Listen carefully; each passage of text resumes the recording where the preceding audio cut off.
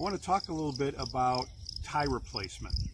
There are a couple of ways where Bob indicates which ties he wants replaced.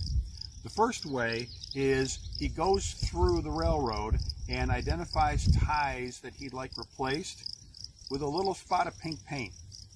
So when we go along and see the pink paint, we know that's a tie that needs to be replaced. The other way that Bob indicates which ties need to be replaced is identifying a length of track. As you see here, we've got a length of track, and he wanted every fourth tie to be replaced. So from behind the camera all the way down to the next switch, we went through and we replaced every fourth tie, and then any one that looked really, really bad. The reason we do every fourth tie is so that in the future, there's 3 old ties, we can replace the middle one, so that then eventually every other one will be brand new. Now the rolls that we do, we come in to, let's say, a length like this. I'll take the screw gun and I will take out all the screws on every fourth tie. Then Julie will come in, she'll use the hammer, she'll knock out the old tie, take the new tie, replace it, coming right behind me, so we're working as a team.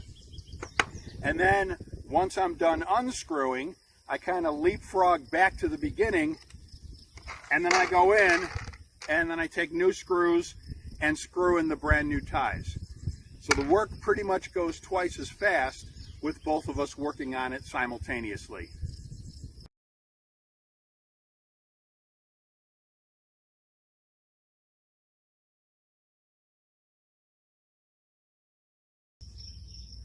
When you're replacing ties, obviously you need new ties.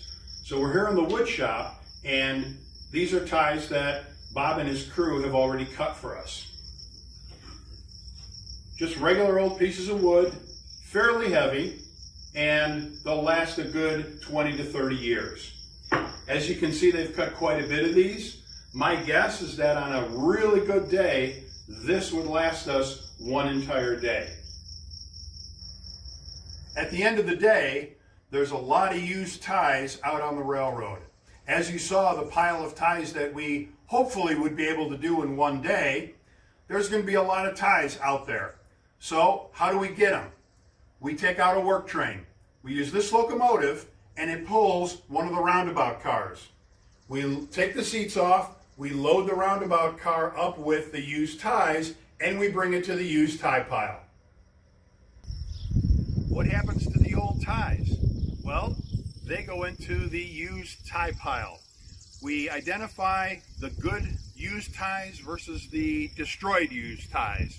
The destroyed used ties basically get discarded, and the good used ties, if they have a decent surface, they'll go into a yard or tracks that really are not on the main line. So we try to reuse old wood as much as possible.